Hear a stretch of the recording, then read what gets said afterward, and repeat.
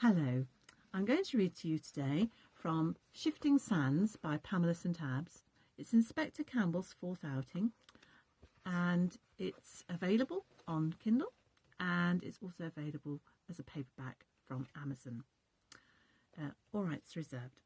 I'm just going to read to you from the opening paragraph, Chapter 1. Watcher viewed the pale, sanded beach and awaited the victim. The time was barely 9 in the morning, and the day was Friday. As the school holidays had started in North Norfolk, families were already pottering about, finding a patch of sand to call their own for the day, with seats, towels, and brightly striped windbreaks. At the back of the beach was a crescent of beach huts, painted in every hue, and a tea kiosk. Its small generator was breaking the air with a distant hum. Beyond, a wood of pine trees with the intense blue of the sky above created a backdrop to the scene. On the eastern edge of the beach, a bank channeled the tidal river estuary. The bank formed a walkway to the town of Banksea. Watcher was stationed at the end of the bank.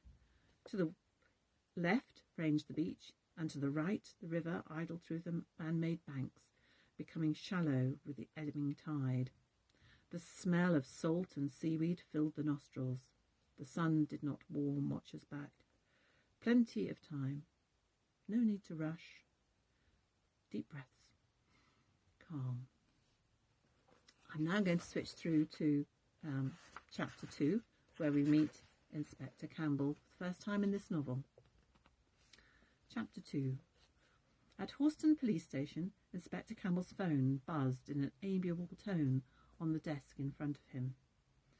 He leaned forward, distracted by the process of updating his work log on the computer with his right hand, and reached his long, thin left arm towards the device, past his pile of papers and his screen. The office was open plan and even more cramped than his previous work accommodation.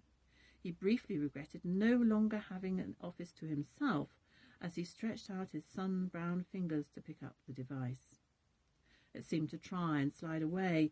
He scrabbled his mobile phone into his hand and clicked the screen with his index finger. Outside, the window, which occupied one complete wall of the building, was a walkway that took fellow workers to the car park. He watched those leaving for a lunch break. The work mobile phone indicated that it had received a message. He gathered himself slightly to look at it. He preferred messages to phone calls.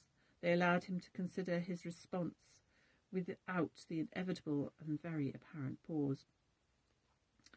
He wondered if he could leave responding to the message until he had remedied the hollow feeling in his stomach with his lunch. He knew he shouldn't, but his brain worked much better when it was fed. The message read, "No need to panic, Inspector. You are already too late. On a beach, not too far away, you'll find a dead body. Watcher." Campbell didn't recognise the sender's number. He frowned. "Where?" tapped out Campbell with his left hand on the portable device, while lifting the office landline phone and pressing a quick dial number with his right hand. He pressed the landline handset to his ear. There was no reply on the extension. Not long ago, he wouldn't have even believed it possible to do such things, but now it was second nature. But still, he was only one person with the capacities of one person.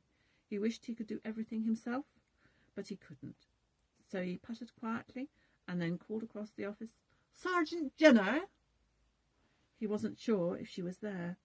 Yes, she said. She was only 2 desks away. Her neatly bobbed blonde head popped up above one of the screens which divided the open plan office into areas, obscuring Campbell's view. "Get this position traced," he said, his Edinburgh accent adding to the urgency of the direction. "Right away," she said, looking at her own phone to get his number. He was always unpredictable, but this explosion of sound from her superior was unexpected. She looked at him. A strange fire was burning within him, an aggravation, an energy. This overt expression of activity was not like him. Usually he gave the appearance of being languid, cool, but like a swan, all the activity was happening out of sight, in his brain. Thank you for listening.